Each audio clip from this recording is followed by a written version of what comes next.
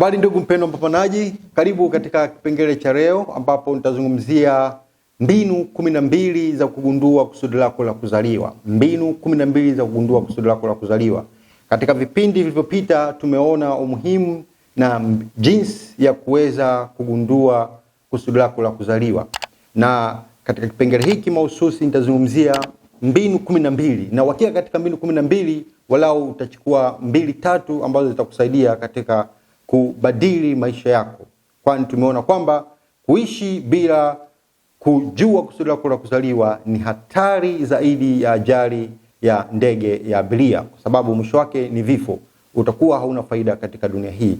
Utaondoka na utasaulika kama vile kuzaliwa hapa duniani. Kwa hiyo naomba unisikilize kwa makini katika kufuatilia hizi mbinu 12 za kugundua kusudi lako la kuzaliwa.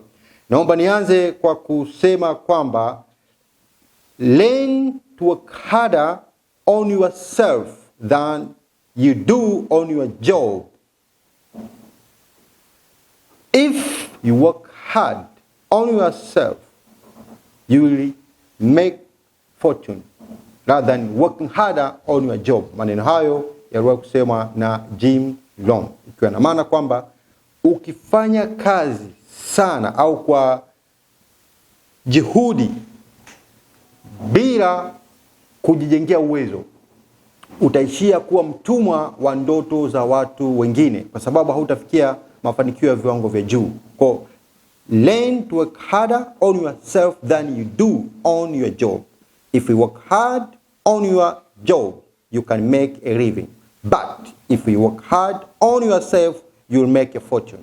Kwa work hard on yourself, ukijijengea uwezo wewe mwenyewe, utakuwa mtu tofauti na utabadili maisha yako. Kwa hiyo fuatana na mimi uweze kujua hizo mbinu 12 za kugundua kusudi lako la kuzaliwa, uweze kubadili maisha yako. Mbinu ya kwanza, je, nina kipaji gani au uwezo gani wa kipekee ambao Mwenyezi Mungu amenikusudia au amekusudia katika maisha yangu? Ulikuja hapa duniani kwa ajili ya kutekeleza jambo gani? Hicho ndio kipaji, karama, talanta ambayo tunazungumzia. Na uweze kuigundua hivi lazima ujiulize mara kwa mara. It's a life assignment. Hilo ni swali la kwanza. Mbinu ya pili ni kujifanyia tathmini. Katika vipengele vilivyopita nimezungumzia sana kuhusu tathmini. Bila tathmini, ndugu yangu mpendwa mpambanaji, hakuna mabadiliko yatakayotokea katika maisha yako. Utaendelea kuishi kwa mazoea, utaendelea kuona maisha ya kawaida na wala hautaona kitu chochote kibadilika katika maisha yako. Kujifanyia tathmini, hiyo ni mbinu ya pili katika kugundua kusudi lako la kuzaliwa. Na mbinu ya tatu ni kuwauliza watu wako wa karibu, watu ambao unawaita ni maswaiba, best zako. Lazima waulize kwa kuuliza kwamba je, ni jambo gani ambalo wao wanaona unalifanya kwa ufanisi. Ukilifanya wanashangaa, wanasema umewezaje kufanya jambo hili? Wao kama wao hawawezi. Kwa waulize. Hiyo ni mbinu ya tatu. Mbinu ya 4 ni jiulize ni kitu gani unakipenda zaidi. Hapo tunazungumzia passion.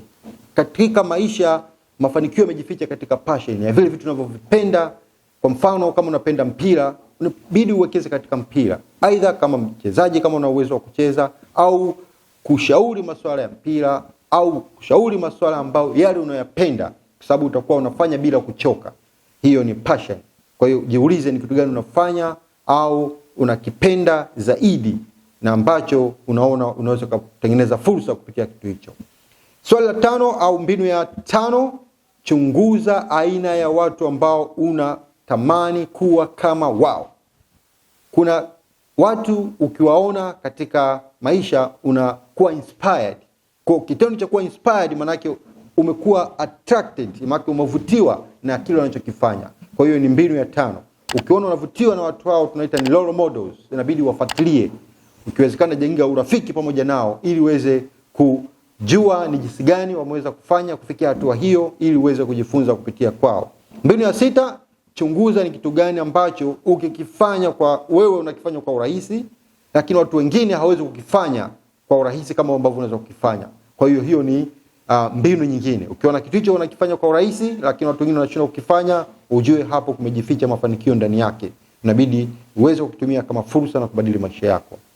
Mbinu ya 7 ni uthubutu. Uthubutu wa kufanya baadhi ya mambo ambayo unahisi unaogopa kuyafanya, lakini mara baada ya kuyafanya yana faida kwako na kwa jamii. Kwa hiyo mafanikio wakati mwingine yamejificha katika vile vitu ambavyo tunaviogopa kuvifanya. Ukiona kitu fulani unaogopa kukifanya, alafu ukithubutu ukakifanya kuona kinakuletea tija katika maisha, basi ujue hapo kuna fursa imejificha. Na namba 8, jiulize ni ubunifu gani ambao wewe unao ambao unaweza ukautumia ukaweza kuleta mabadiliko katika maisha gani au katika maisha ya watu wengine. Namba 9, chunguza muda wako mwingi unaotumia katika vitu gani. Ukiona unatumia muda mwingi katika kitu fulani, ujue hiyo pia ni sehemu ambapo fursa imejificha ya kubadili maisha yako. Namba 10 ni kufanya mazoezi mbalimbali, kufanya vitu vinavyovutia lakini bado hujawahi kuvifanya. Kwa kufanya kitu ambacho ni kipya katika maisha yako, uone kitaleta tija gani katika maisha. Namba 11, tunaelekea kumalizia, jiulize ni kitu gani ambacho uko tayari kukifanya bila malipo yoyote ambacho kitakupa furaha na ridhiko la moyo wako. Wakati mwingine mafanikio yamejificha katika jambo ambalo unalifanya voluntarily bila kuwa na ahadi yoyote ya zawadi au malipo au aina yote ile ya recognition. Ukiona unakifanya kitu hicho bila kuwa na guarantee ya kupewa malipo, basi ujue hiyo ni passion yako, hicho ni kitu ambacho kinaweza kutengenezea fursa katika maisha yako. Na mbinu ya 12 na ya mwisho, jiulize unataka kuwa nani miaka 20 ijayo? Unataka kuwa nani? Swali hilo litakuna akili yako na litakupatia majibu ni kitu gani ambacho unaweza kufanya tofauti katika jamii na kikaleta ile tunaita legacy katika maisha yako, kwamba utaacha alama hapa duniani. Sasa ndugu yangu, naomba nikuage kwa swali hili. Je, uko tayari kuchukua gharama? Uko tayari? Watu wengi wanasema wanataka kubadilisha maisha yao, lakini ukweli ni kwamba hawako serious kuchukua gharama.